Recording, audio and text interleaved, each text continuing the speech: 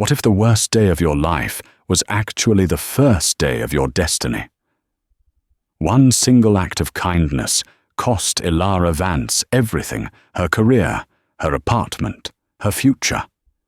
She was fired and publicly shamed for helping a frail old woman who had fallen on the street. But this was no ordinary woman, and the strange, smooth stone she pressed into Elara's hand was no simple thank you gift. It was a key to a world hidden in the ancient redwood forests, a world of loyalty, danger, and a love so fierce it could command the moon. This is the story of how losing a job led to finding a soulmate, a pack, and a power she never knew she possessed. The polished marble floor of the AstraCorp lobby was a merciless mirror reflecting the frantic final moments of Elara Vance's career. Her reflection was a cruel caricature hair escaping its usually immaculate bun, a smudge of city grime on her cheek, and a dark, spreading stain on the sleeve of her silk blouse from where she'd knelt on the damp pavement. She was 7 minutes late. For the quarterly acquisitions pitch.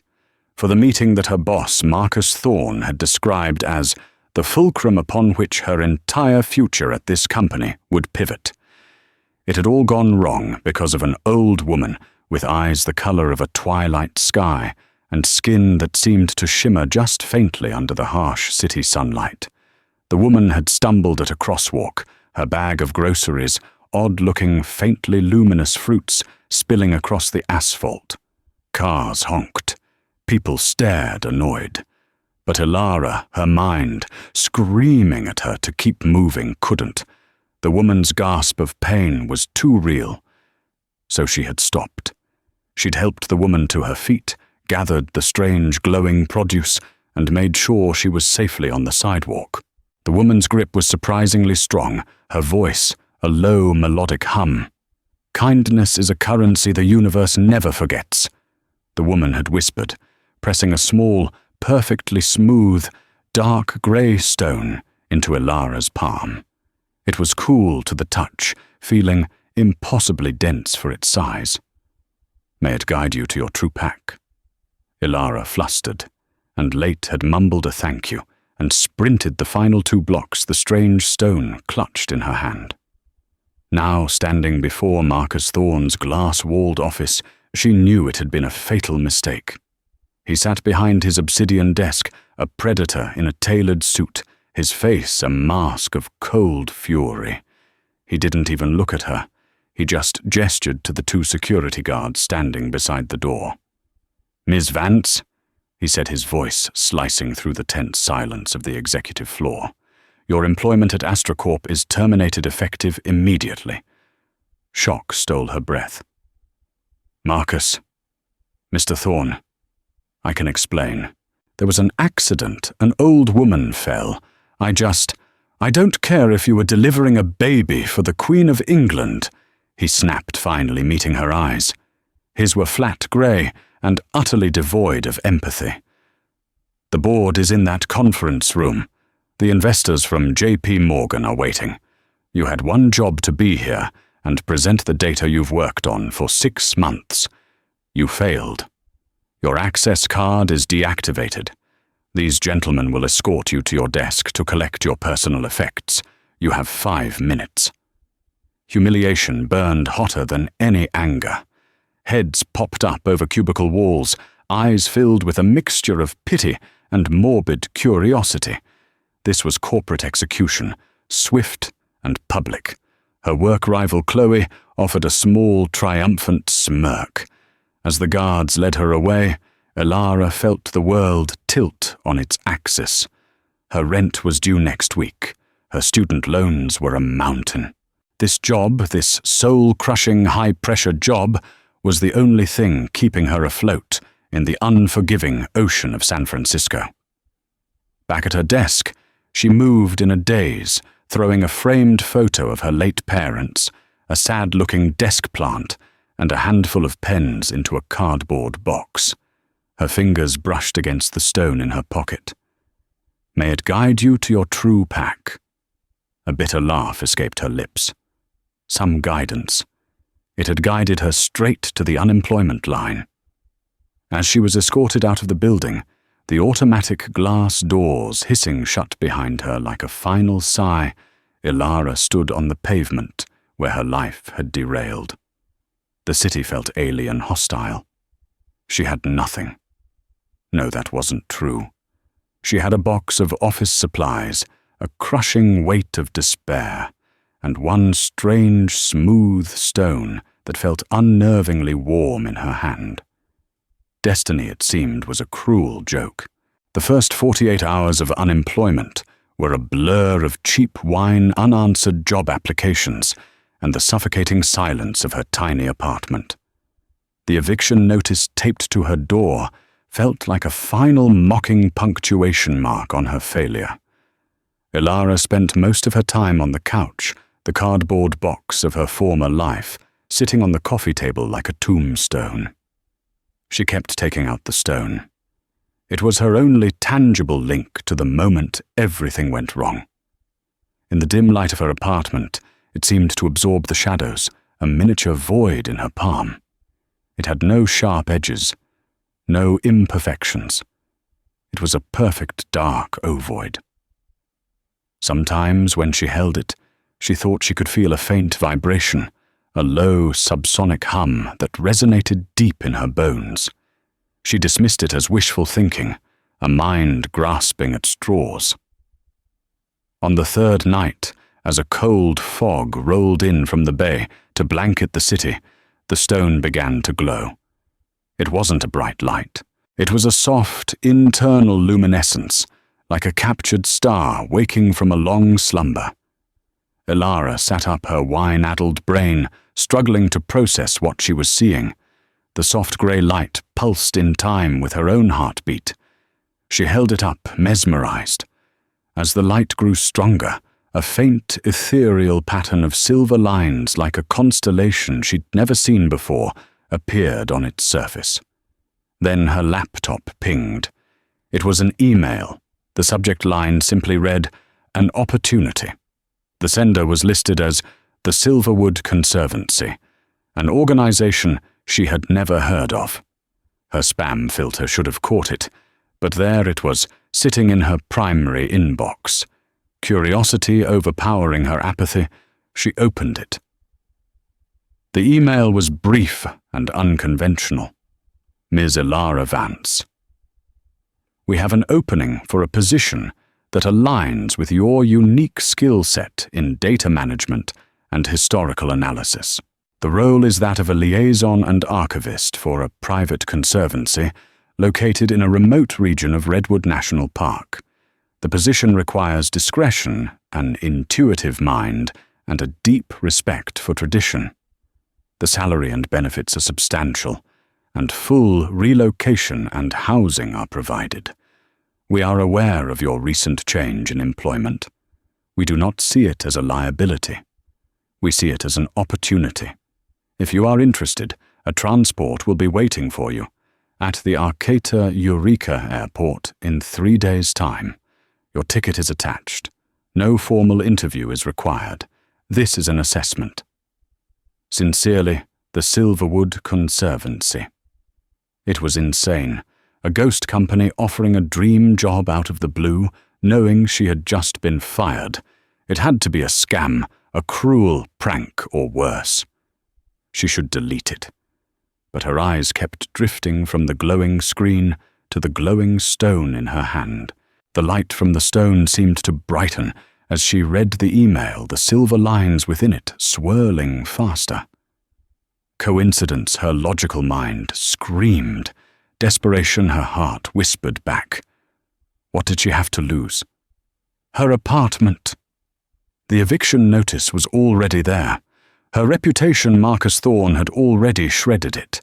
She had less than $200 in her bank account. This was either a lifeline or a punchline, and at this point, she was too beaten down to care which. With a trembling finger, she clicked on the attached flight confirmation. The name on the ticket was hers. The flight was real. The stone in her hand grew warm, pulsing with a gentle, reassuring light. It felt less like an object and more like a promise. For the first time in days, a sliver of something other than despair pierced through the gloom. It might be a terrible mistake, but it was a choice. It was a direction. And right now, any direction was better than the downward spiral she was in. She booked the flight. The flight to Humboldt County was like traveling back in time. The sprawling concrete of the Bay Area gave way to a vast, unbroken ocean of green. The air that greeted her at the tiny Arcata Eureka Airport was different, clean, sharp, and smelling of damp earth salt and pine. A man was waiting for her just past the baggage claim. He was tall and broad-shouldered, holding a simple sign that read, "Vance." He looked to be in his late 40s with a weathered face, kind eyes, and a quiet demeanor. "Elara Vance, I'm Jacob." He said, his voice a low, pleasant rumble. He took her single suitcase with an easy strength. "Welcome. The drive is a little ways." The truck was old, but immaculately kept. As they drove north, the famous redwoods began to appear first as individuals, then as groves, and finally as a colossal, silent army that swallowed the sky. The sheer scale of them was humbling. They were not just trees. They were living cathedrals, their canopies so dense they created a perpetual twilight on the forest floor. After an hour, Jacob turned off the main highway onto an unmarked, unpaved road. The GPS on Elara's phone lost its signal. The forest closed in around them, a wall of ancient bark and deep green shadows. A palpable sense of isolation settled over her, a mix of awe and unease. "Not many people come out this way," Jacob commented, noticing her expression. "We like it that way." Finally the trees parted, to reveal a valley nestled between three towering granite-faced mountains. In the center of the valley lay Silverwood Creek. It wasn't just a town, it was an organism. The buildings were crafted from dark wood and river stone, designed to blend seamlessly with the forest. A clear, fast-moving creek bisected the settlement, spanned by a handful of sturdy wooden bridges. There were no chain stores, no garish signs, just a general store, a community hall, a scattering of homes, and an overwhelming sense of peace.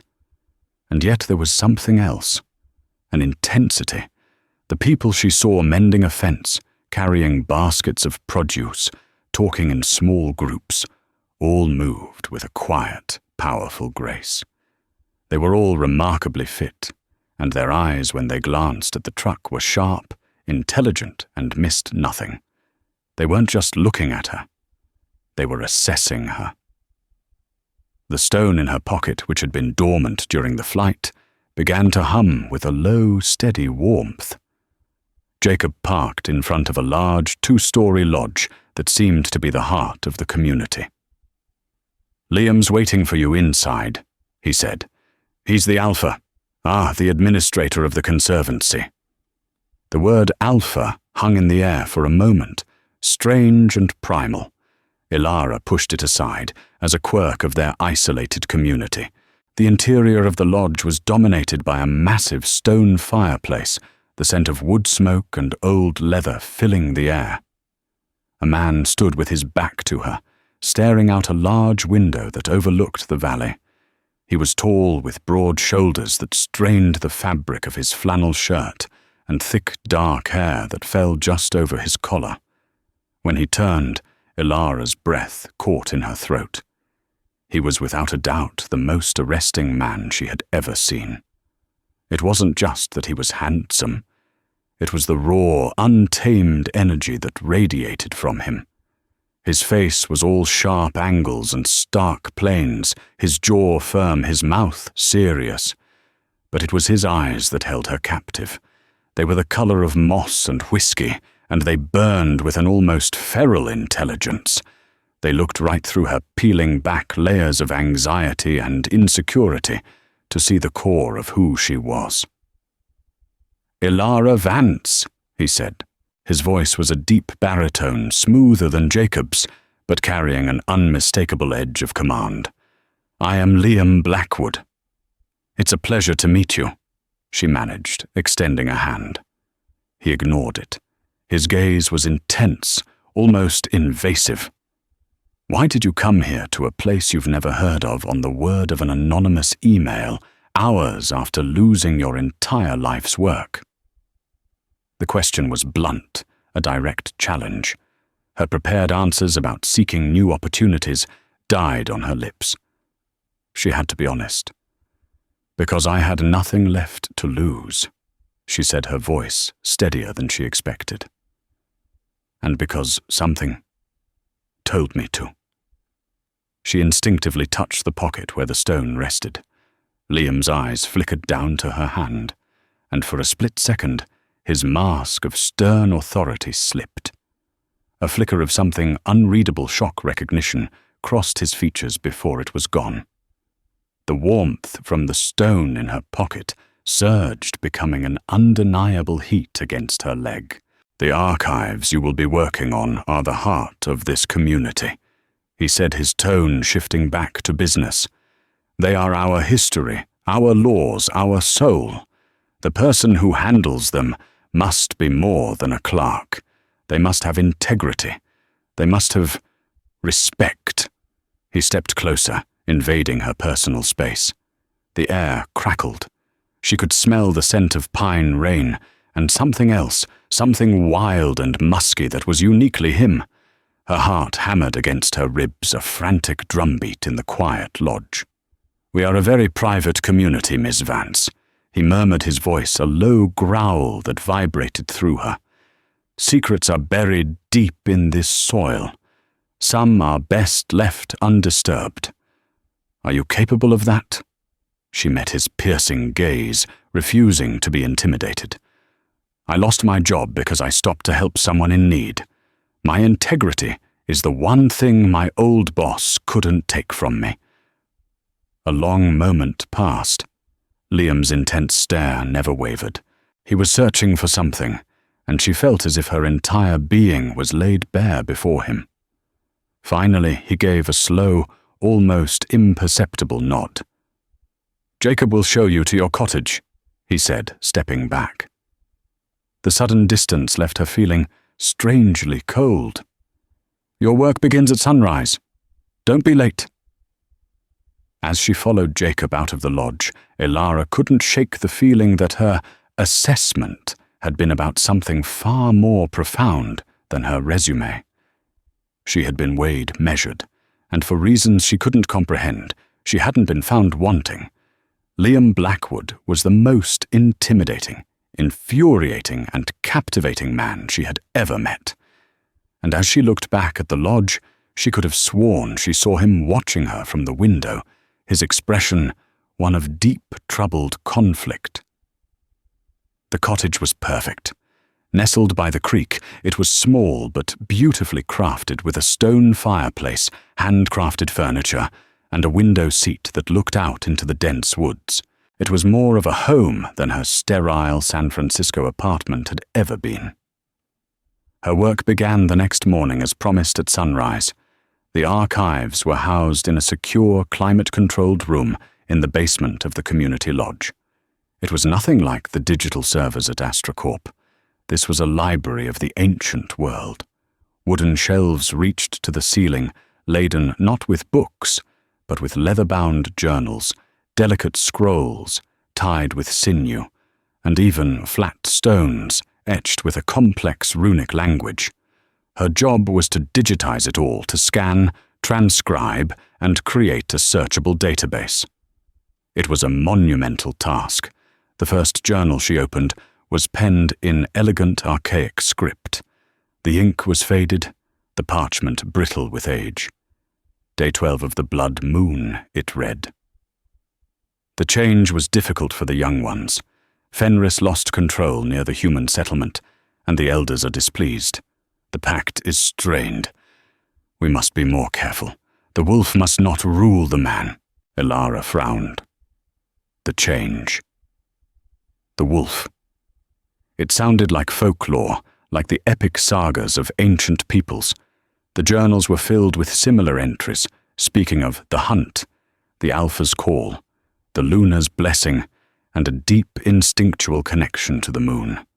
They treated these concepts not as myths, but as historical facts. Days turned into a week. Ilara fell into a rhythm. She would work in the silent archives all day, her mind immersed in this strange, poetic history. In the evenings, she would explore the edges of the valley, walking along the creek until the towering redwoods seemed to block out the rest of the world. The people of Silverwood Creek were reserved, but polite. They would nod to her, sometimes offer a small smile, but they kept their distance.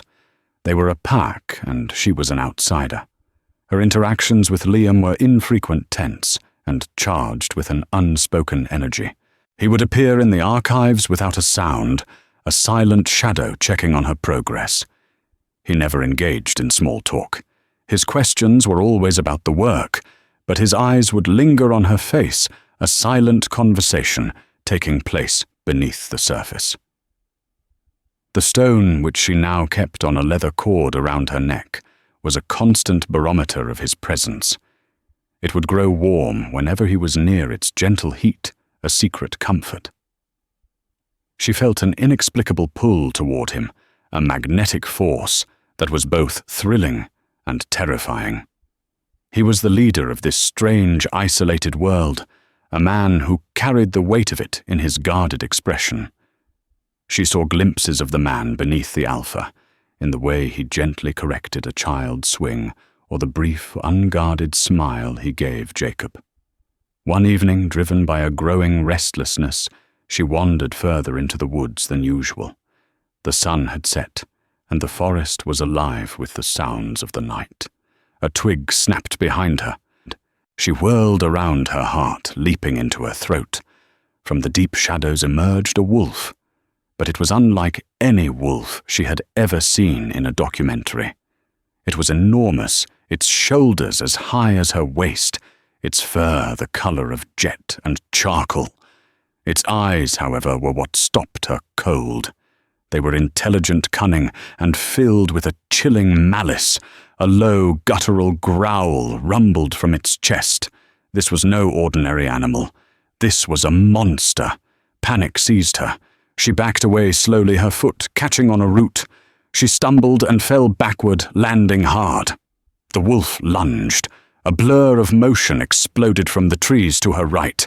Another wolf, even larger, a magnificent creature with fur the color of polished silver and eyes of moss and whiskey, slammed into the dark one. It was Liam. It had to be. The forest erupted in a symphony of snarls, snaps, and the sickening sound of claws tearing at flesh. It was a battle of terrifying primal fury. The silver wolf was faster, stronger, fighting with a controlled rage that was breathtaking to behold. It drove the dark wolf back, their powerful bodies crashing through the undergrowth. With a final decisive move, the silver wolf seized the other by the throat, a pained yelp echoing through the trees before the dark wolf broke free and fled into the night, leaving behind the scent of blood and ozone. The silver wolf stood panting its fur, matted with blood, some of it not its own. It turned to face her.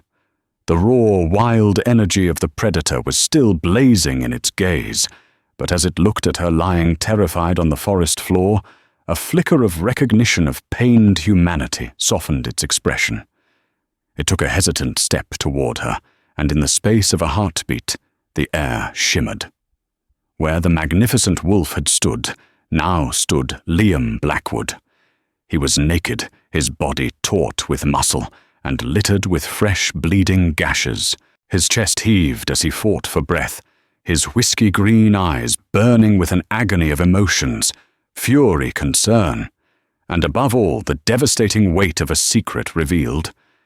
Ilara could only stare, her mind refusing to connect the impossible dots. The folklore in the journals, the intensity of the people, the use of the word Alpha, Liam's feral grace, it all crashed down on her at once. "You," she whispered, her voice trembling. You're all... Yes.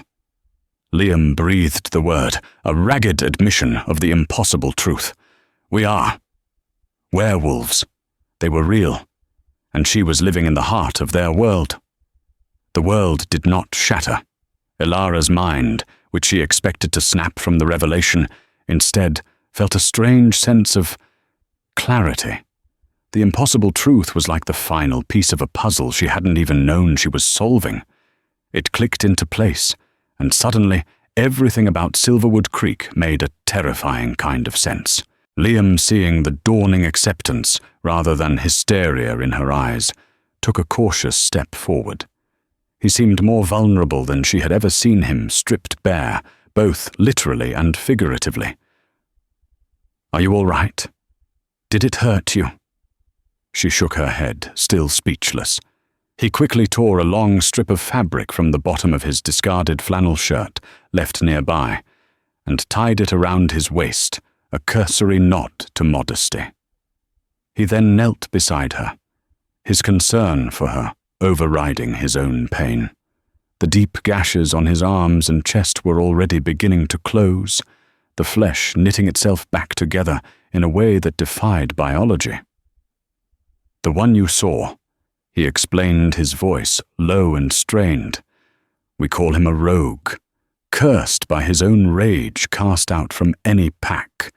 They are a danger to us and to humans. You saved me. She finally found her voice. I had to, he said, his gaze intense. I always will. The words hung between them, heavy, with a meaning that went far beyond a simple rescue. He helped her to her feet, his touch sending a jolt of electricity through her. Back at the lodge, he led her not to the main hall, but to a private study. An older woman with silver-streaked dark hair and Liam's same piercing eyes was waiting. She introduced herself as Seraphina, Liam's mother, and the pack's elder. Seraphina's expression was one of profound wisdom and gentle sorrow. I am sorry you had to learn our truth in such a violent way, she said, her voice like calming music. She gestured for Ilara to sit, pouring her a cup of fragrant herbal tea. It was Seraphina who explained everything. She spoke of their kind, the lichens, as guardians of the wild places, not monsters. She told of the change, the sacred bond between their human and wolf halves. And then she looked at the stone hanging around Ilara's neck. For generations we have held a prophecy, Seraphina said, her eyes fixed on the softly glowing gem. It speaks of a time of great peril, when an outside threat armed with iron and fire would seek to destroy us. The prophecy foretold that our salvation would not come from our own strength, but from a human, a stranger guided to us by a Calum lapis, a star stone. Ilara's hand flew to the stone. The old woman... She was no ordinary woman, Seraphina confirmed, with a knowing smile. You met one of the Sky Weavers, an ancient cosmic race that observes the unfolding of destinies. They do not interfere directly, but sometimes they place a key in the right hands. That stone child was attuned to Liam. It was meant to guide his destined mate to his side when she was needed most. The teacup trembled in Ilara's hands. Mate. The word echoed in the silent room, filled with a weight she could barely comprehend. The prophecy calls this human mate the Luna, Seraphina continued. A bridge between the human and wolf worlds. One who possesses not the strength of the wolf, but the wisdom and ingenuity of humanity. A partner for the Alpha to lead the pack through the coming darkness. Liam had remained silent throughout the explanation, his face a stoic mask. But Ilara could see the turmoil in his eyes. This wasn't just a pack secret. It was his personal destiny, and she had just been thrust into the center of it. The news spread through the pack like wildfire. A human was the Alpha's destined mate, the Luna of prophecy. For some it was a sign of hope, a miracle. For others it was an abomination, the loudest voice of dissent, belonged to Caleb Liam's second-in-command. Caleb was powerful, charismatic, and a staunch traditionalist. He saw Ilara as a weakness, a contamination of their pure bloodline. He confronted Liam in the center of the town commons the next day, in front of half the pack. "You would chain our destiny to this fragile human," Caleb snarled, his eyes flashing with fury. He spat the word human like a curse. "The prophecy is a half-remembered fable. She will make you weak, Liam. Her presence here endangers us all." "She is my mate, Caleb." Liam's voice was a low, dangerous rumble, the Alpha's command barely held in check. "The stone chose her. Destiny chose her. You will show her respect." "Respect must be earned," Caleb shot back. "What can she do? Can she run with us under the full moon? Can she fight? Can she defend this pack from a threat?" "No. She is a liability. Your sentiment for her will be our ruin." Caleb's challenge was a clear act of insubordination. The tension in the air was thick enough to taste. The pack was divided, looking between their resolute Alpha and his furious Beta.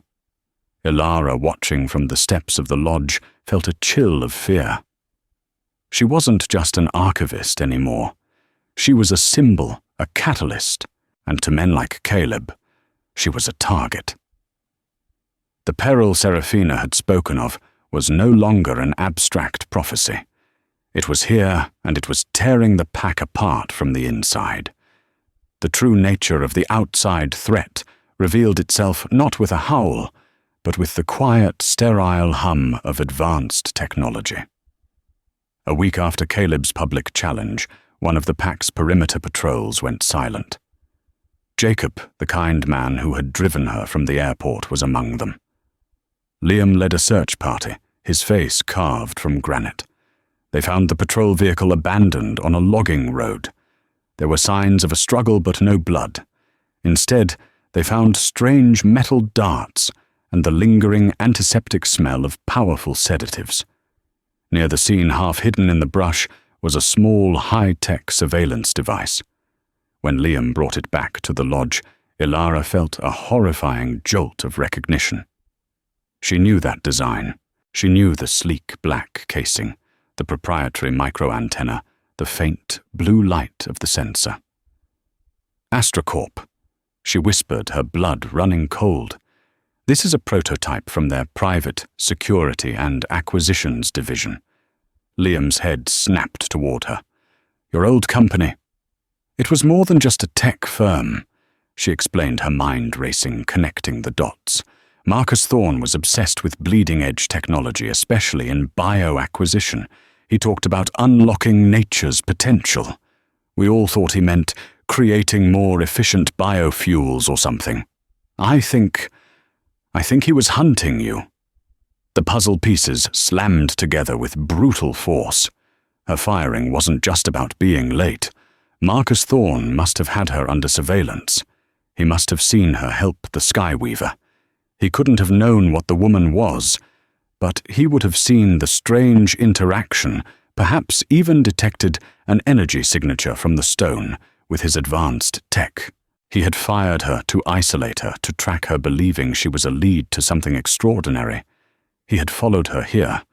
The rogue wolf attacks hadn't been random. They were probes designed to draw the pack out, to test their defenses, to confirm their nature. Thorne wasn't just a ruthless CEO. He was a modern-day monster hunter, and his prize was the Silverwood pack. He wanted their regenerative abilities, their strength, their speed, all for military application and untold profit. Fear gave way to a cold, hard fury. This was her fault. Her past had followed her, and had now endangered the very people who had taken her in.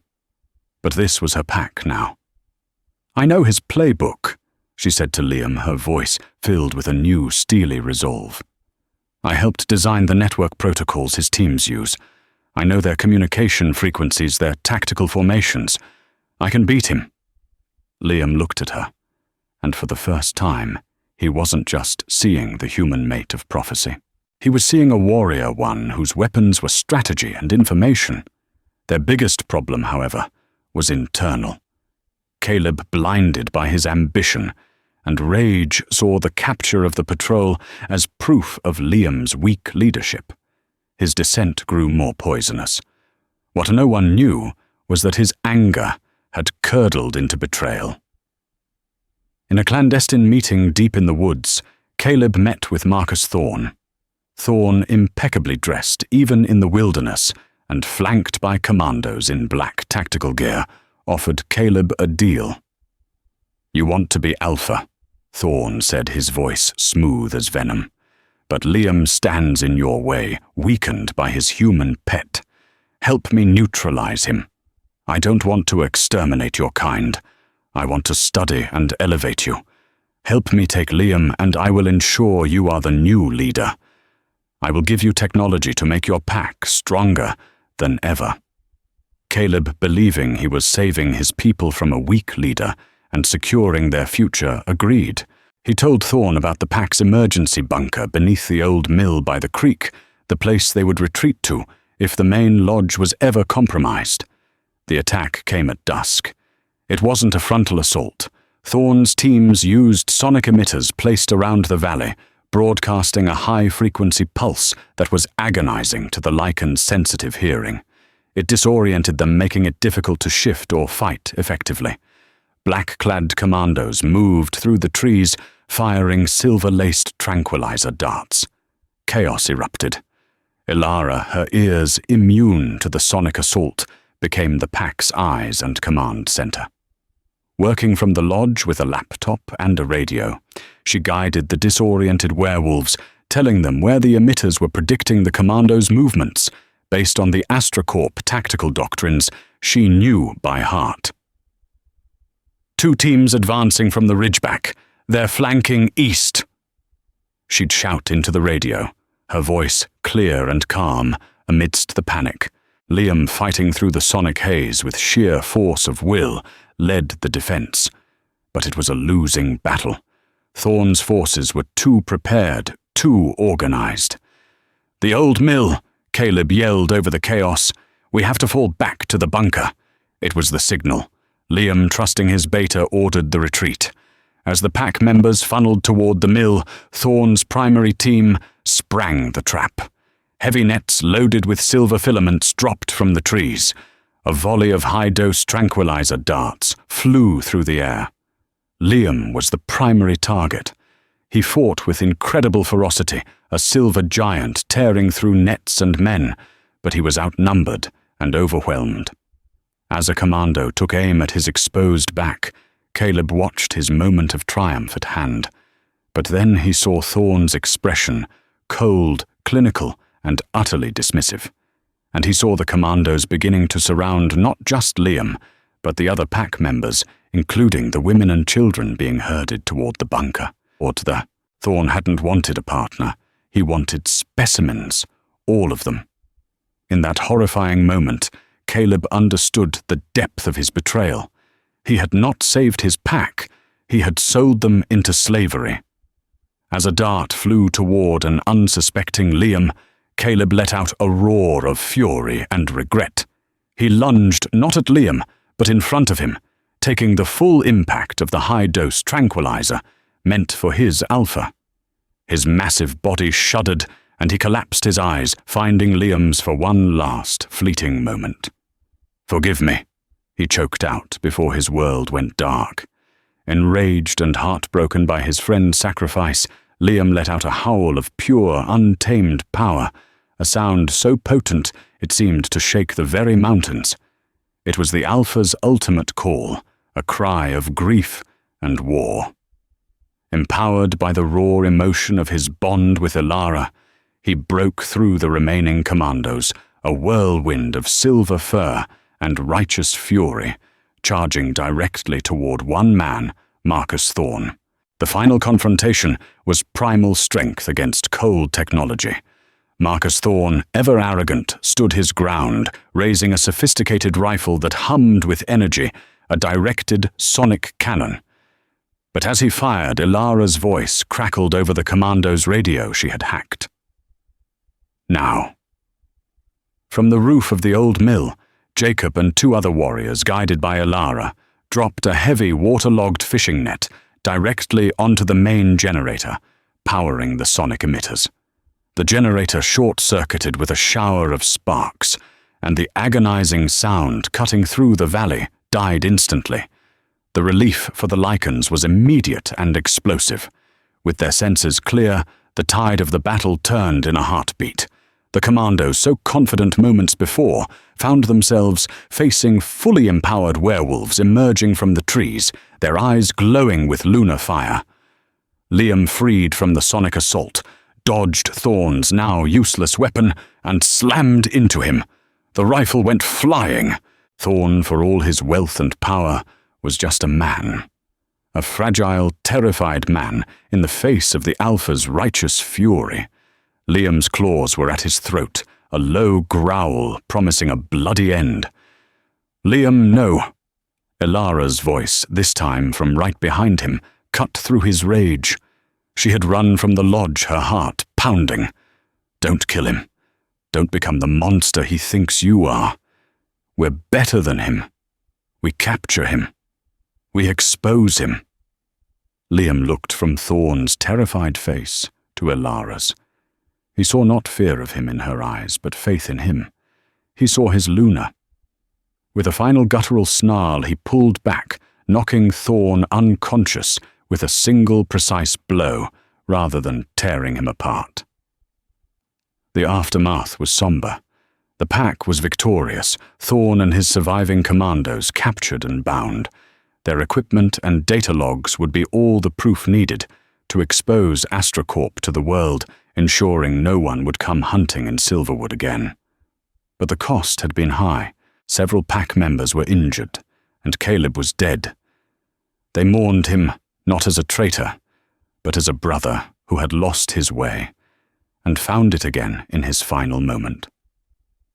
A few days later, as a full moon hung like a silver medallion in the sky, Liam gathered the entire pack in the town commons. Ilara stood beside him. The stone around her neck, the Calum lapis, pulsed with a soft, steady light. Caleb was wrong about many things. Liam began, his voice ringing with authority and a newfound wisdom. But he was right about one. Respect must be earned, and Ilara Vance has earned it. With her mind, she disarmed our enemy. With her heart, she reminded me of my own humanity. The prophecy did not bring us a fragile human. It brought us a strategist, a guardian, a leader. He turned to Ilara, taking her hands in his. In front of their people, under the light of the moon that was their patron, he looked into her eyes. "You are my mate, Ilara Vance." He declared, his voice thick with emotion. "You are my heart and my strength. You are my Luna." He leaned down and kissed her, and it was a kiss of promises kept and destinies fulfilled. The pack, united and whole once more, let out a collective howl, a joyous, harmonious sound that celebrated the dawn of a new era. The light in the starstone around Ilara's neck flared brightly one last time, and then faded, its purpose served. Its magic was no longer needed for the magic between the Alpha and his. Luna was now the strongest force in the valley. Ilara, the woman who was fired for an act of kindness, had not been guided to a job or a home. She had been guided to her everything. 3 months passed, and the rhythm of life in Silverwood Creek settled into a new harmony. The wounds from the battle with AstraCorp had healed, leaving behind scars that served as reminders of their victory and their loss. Marcus Thorn and his company were entangled in a web of federal investigations, their illegal operations exposed by an anonymous data leak that had Ilara's digital fingerprints all over it. The human world saw it as a story of corporate espionage and illegal weapons testing. The pack knew it as justice. Ilara's life had transformed in ways she could never have imagined. She was no longer just Elara Vance, the archivist. She was Luna. The title carried a weight and a responsibility that she was learning to bear day by day. She was a counselor for pack disputes, a teacher for the young ones, struggling to integrate ancient traditions with the modern world she came from, and a strategist working with Liam to strengthen the pack's security. Her bond with Liam was the anchor in her new world. It was a love that was both profoundly spiritual and deeply human. It was in the silent understanding that passed between them across a crowded room, the way his wolf would instinctively seek hers during the shared calm of the pack mind and the simple grounding touch of his hand in hers as they walked by the creek. He was the alpha, the leader of his people, but with her he was just Liam, a man who still wrestled with the ghost of his father's expectations and the burden of his choices. He leaned on her wisdom as much as she leaned on his strength. Their peace, however, was a fragile thing. The werewolf world was larger than their secluded valley, and news of a small pack defeating a high-tech paramilitary group led by a human, Luna, had traveled on the wind. It was on a crisp autumn morning that the visitors arrived. They did not come unannounced. A formal request had arrived a week prior, carried by a lone wolf who moved with the speed of a phantom. It was a summons cloaked in the language of a polite visit. Alpha Alistair Greymane of the Great Teton Pack, one of the oldest and most powerful clans in North America, wished to have counsel with the Alpha of Silverwood. Alistair arrived with an entourage of 5 of his fiercest warriors. He was an imposing figure, a man who looked as if he were carved from the granite of his home mountains. His hair was a mane of silver grey, his face a roadmap of ancient battles and hard decisions, and his eyes held the cold, clear light of a winter sky. He was a king of the old world, a creature of tradition and unbending law, and his gaze when it fell upon Elara was heavy with skepticism. "So," he said, his voice a low rumble that vibrated in Elara's bones, "this is the human who commands the Silverwood Alpha." The insult was deliberate, a sharp jab to test Liam's control. Liam stepped forward, his own formidable presence meeting Alistair's without flinching. "This is my mate and our Luna," Liam corrected his tone, dangerously calm. "She commands nothing but my respect and my heart. You will show her the same courtesy in my territory, Alistair." Alistair gave a curt nod, though his eyes never lost their edge of judgment. The council was held in the great hall of the lodge. The air was thick with tension. Alistair did not come to congratulate them. He came with a warning and a challenge. "Your victory was impressive, Blackwood," Alistair began addressing the room. "But it has created ripples. The human world encroaches more every day. They have eyes in the sky that can count the trees in our forests, listening devices that can hear a wolf's howl from miles away, and scientists who are learning to read the secrets in our blood. Your battle with this corporation has only drawn more attention to our existence." He then turned his full attention to Elara. "We have always survived through isolation, through secrecy. Your very presence here is a violation of that creed. You have proven you can fight a battle, but can you protect our future? The elders of the North are concerned. They see a human mate as a path to our destruction, a dilution of our blood and our ways. This was not just a visit. It was a trial. Elara's trial." "What is your point, Alistair?" Liam growled. "My point," the old Alpha said, "is a challenge, not of strength but of survival. A new threat is on the horizon. A government program codenamed Project Chimera is actively hunting for genetic anomalies. That means us. They are using satellite thermal imaging and DNA sampling from watersheds to pinpoint territories. They are closing in. Hiding is no longer enough. So I ask your Luna, your bridge between worlds. What is your strategy? How does your human knowledge save us from this? Or is your only solution to bring more of their wars to our doorstep? The room was silent. Every member of the Silverwood pack looked to Elara. Liam's hand rested on her shoulder, a silent promise of support.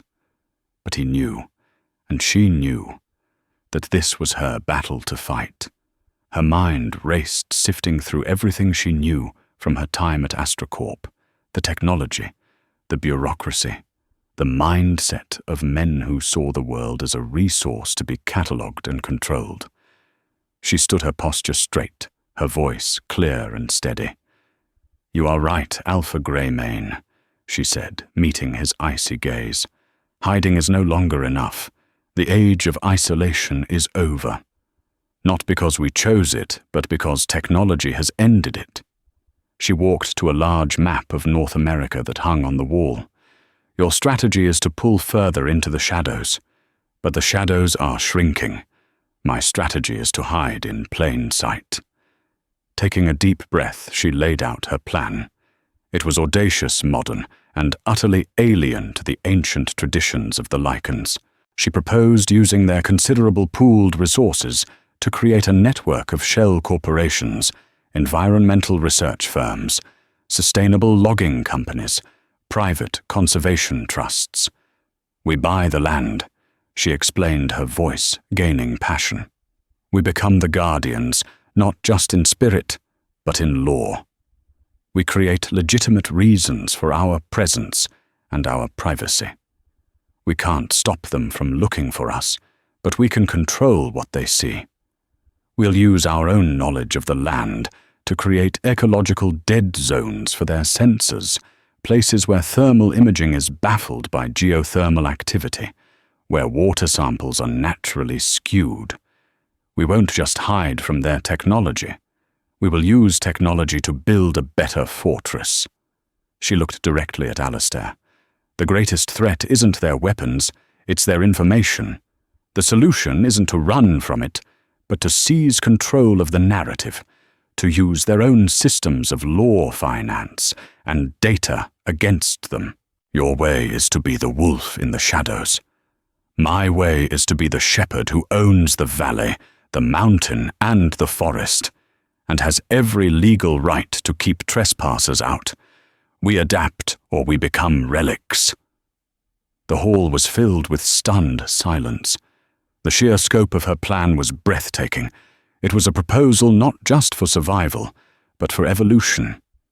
Alistair Greymane stared at her for a long, unblinking moment. He saw not a fragile human, but a mind as sharp and dangerous as any wolf's claws. He saw a fierce, protective instinct that rivaled his own. He saw a true Luna. Slowly, the granite-faced Alpha nodded. "The world is indeed changing." He rumbled, a grudging respect dawning in his eyes. Perhaps it is time the wolves changed with it. It was not a declaration of friendship, but it was an acknowledgement, an acceptance. Elara had not just defended her place beside Liam. She had forged a new path for the future of their people. As Alistair and his warriors departed, the alliance between the packs was no longer in question. It was solidified, built not on ancient bloodlines, but on a bold new vision. Standing beside Liam on the steps of the lodge, watching the sun set over their valley, Elara knew their fight was far from over. But for the first time, she felt the true weight of her crown, not as a burden, but as a promise of a future she would build alongside the Alpha who was her destiny. Elara's journey shows us that sometimes the end of one road is just a hidden path to a far greater destiny. An act of kindness, which cost her a world she thought she wanted, opened the door to a world she was born to lead. Her story and her bond with Liam is a reminder that our greatest strengths are often not what we think they are, and true love is about finding the person who sees not just who you are, but who you were always meant to be.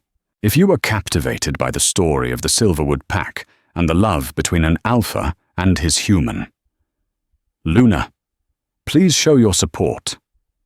Hit that like button.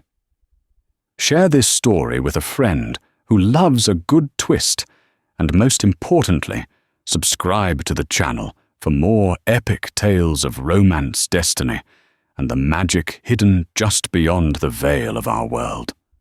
Thank you for listening.